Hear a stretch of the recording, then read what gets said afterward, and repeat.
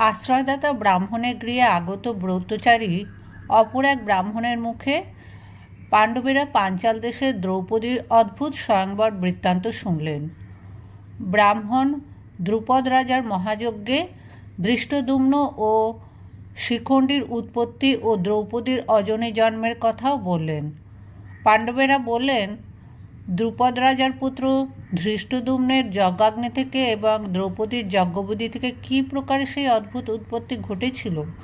ধৃষ্টদ্যুম্ন কী প্রকারে মহা ধনুর্ধর দ্রোণের কাছে অস্ত্র শিক্ষা করলেন, কী প্রকারেই বা দ্রোণ ও দ্রুপদ পরস্পর সখা হয়েছিলেন, আর কার দোষেই বা তারা পরস্পর শত্রু হলেন। ব্রাহ্মণ বলতে লাগলেন, গঙ্গার নির্গম স্থানে সর্বদা ব্রত পরায়ণ এবং অত্যন্ত তপস্বী ও বিদ্বান ভরদ্বাজ নামে এক মহর্ষি ছিলেন। একদিন তিনি গঙ্গা স্নান করতে গিয়েছিলেন, কিন্তু তার পূর্বে ঘৃতাচী নামে এক অপ্সরা গঙ্গা এসে স্নান করে উঠেছিল। ঋষি তাকে দেখলেন। তখন নদী তীরের উন্মুক্ত বায়ু ঘৃতাচীর বস্ত্র অপহরণ করল। সেই অবস্থায় তাকে দেখে ঋষি কামার্ত হয়ে পড়লেন। তিনি কুমার বয়স থেকেই ব্রহ্মচারী ছিলেন, তথাপি ঘৃতাচীর প্রতি চিত্ত আসক্ত হওয়ায় তার শুক্রস্খলন হলো। তা তিনি একটা কলসিতে রাখলেন। সেখান থেকে দ্রোণ নামে একটি পুত্র জন্মালো। সেই দ্রোণই সমস্ত বেদ ও বেদাঙ্গ পাঠ করেছিল।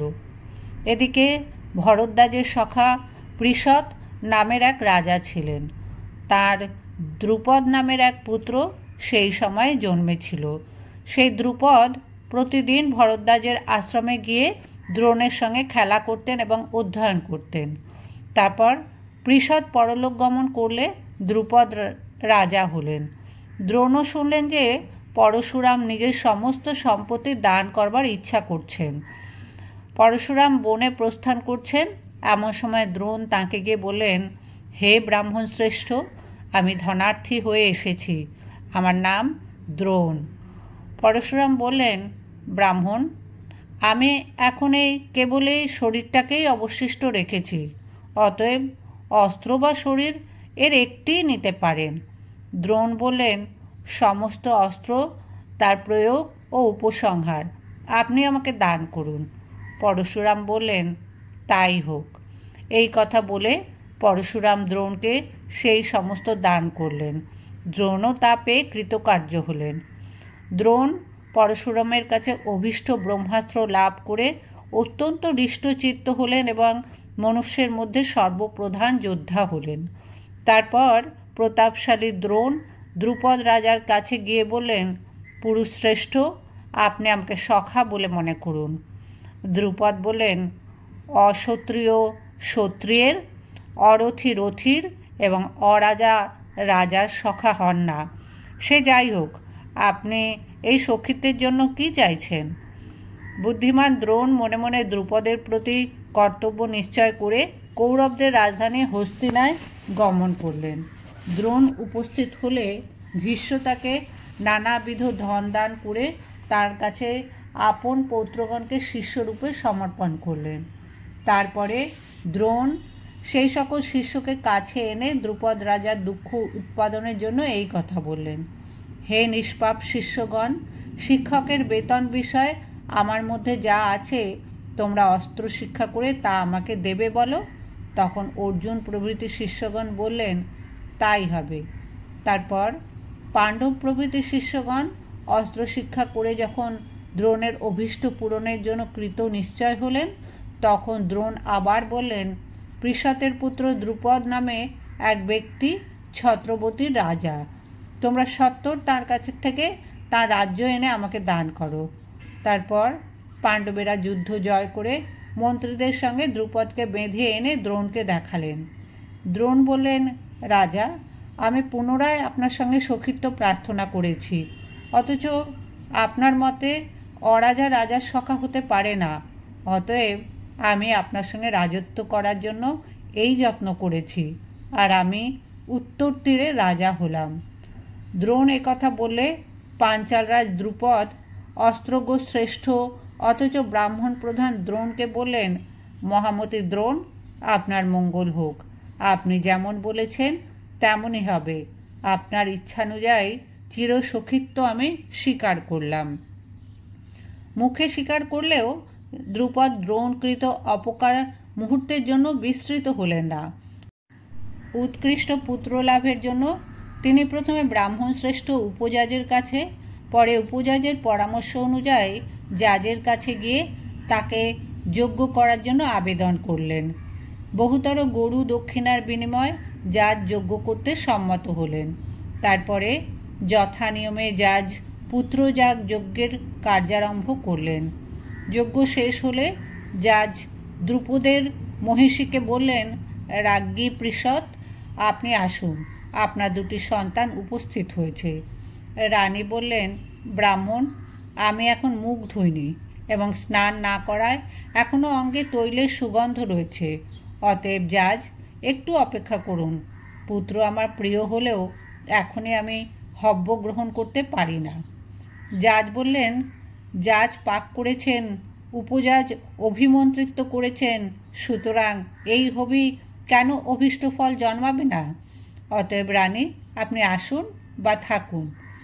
জাজ এই বলে অভিমন্ত্রিত হবি অগ্নিকে নিক্ষেপ করলে তৎক্ষণাৎ অগ্নির ন্যায় উজ্জ্বল বর্ণ, ভয়ঙ্কর আকৃতি এবং কিরীট, উত্তম বর্ণ, তরবারি, বাণ ও ধনুর্ধারী দেবতার তুল্য একটি কুমার গর্জন করতে করতে সেই অগ্নি থেকে উত্থিত হলো এবং তখনই সেই কুমার উৎকৃষ্ট রথে আরোহণ করে গমন করল।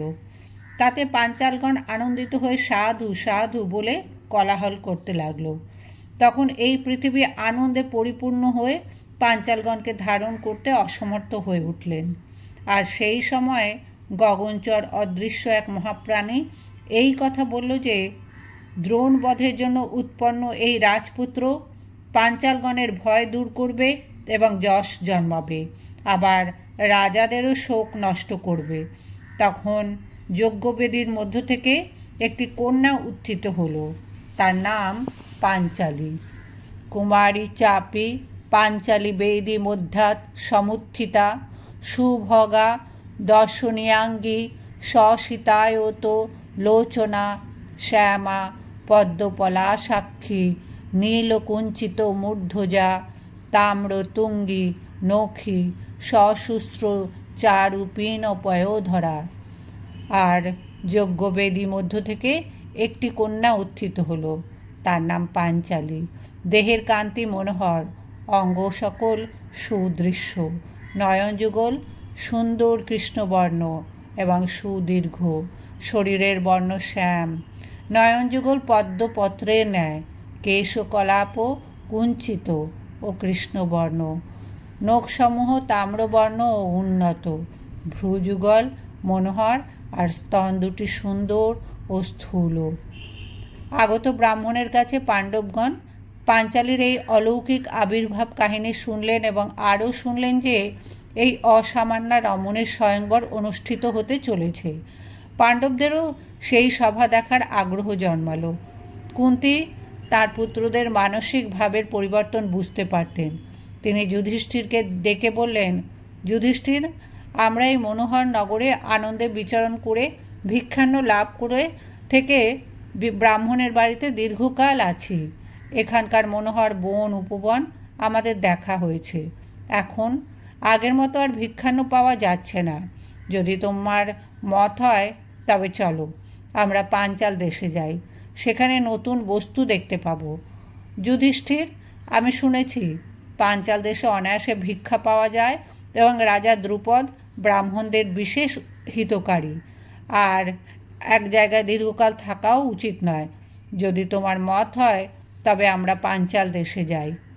যুধিষ্ঠির কনিষ্ঠ ভ্রাতাদের সঙ্গে আলোচনা করলেন, তাঁরাও সকলে সম্মত হলেন। তখন কুন্তী এবং পাণ্ডবেরা গৃহস্বামী ব্রাহ্মণের অনুমতি নিয়ে এক চক্রাপুরী ত্যাগ করলেন। গৃহত্যাগের পূর্বে ব্যাসদেব আবার দেখা দিলেন। তিনি জানালেন যে এক তপস্বীর অনিন্দ সুন্দরী কন্যা পতির অভাবে মহাদেবের পূজা করছিল। সে 5 বার মহাদেবকে প্রার্থনা জানিয়েছিল যে আমাকে উপযুক্ত পতি দিন। মহাদেব আশীর্বাদ করে বলেছিলেন, তুমি 5 বার আমার কাছে পতি প্রার্থনা করেছ, পরজন্মে তোমার শ্রেষ্ঠ পঞ্চপতি হবে। শোনা যায় সেই তপস্বীর কন্যাই পাঞ্চাল রাজ দ্রুপদের কন্যা হয়ে আবির্ভূত হয়েছে, সেই তোমাদের পঞ্চভ্রাতার পত্নী হবে, এ বিষয়ে কোনো সন্দেহ নেই। তোমরা পাঞ্চাল রাজ্যে গমন করো। ব্যাসদেবের মুখে এই কাহিনী শুনে এবং অন্য ব্রাহ্মণদের মুখে স্বয়ংবর সভার রোমহর্ষক বর্ণনা শুনে পাণ্ডবেরা মাতা কুন্তির সঙ্গে পাঞ্চাল রাজ্যে উপস্থিত হবার জন্য যাত্রা করলেন। ব্রাহ্মণের ছদ্মবেশে পাঞ্চাল রাজ্যে উপস্থিত হয়ে তাঁরা এক কুম্ভকারের গৃহে আশ্রয় লাভ করলেন। পাণ্ডব ভ্রাতারা সমস্ত দিন ভিক্ষা সংগ্রহ করতেন এবং সেই ভিক্ষালব্ধ অন্নে কুন্তির সংসার পরিচালনা করতেন। নির্দিষ্ট দিনে পাণ্ডবেরা ব্রাহ্মণের ছদ্মবেশে স্বয়ংবর সভায় উপস্থিত হলেন। ভারতবর্ষের এবং ভারতের বাইরেরও শ্রেষ্ঠ রাজাগণ পাঞ্চালীকে লাভ করার জন্য স্বয়ংবর সভায় উপস্থিত হয়েছিলেন। কিছুক্ষণের মধ্যেই রাজপুত্র ধৃষ্টদ্যুম্ন ভগিনী দ্রৌপদীকে নিয়ে রাজসভায় উপস্থিত হলেন এবং পণ বা লক্ষ্যবস্তু ঘোষণা করলেন। রাজারা একে একে প্রতিযোগিতায় অংশগ্রহণ করতে লাগলেন এবং ব্যর্থ হতে লাগলেন। অঙ্গরাজ কর্ণ লক্ষ্যবিদ্ধ করার উপক্রম করতে গেলে দ্রৌপদী উচ্চস্বরে বলেন, না অহম বড়য়ামি সুতম।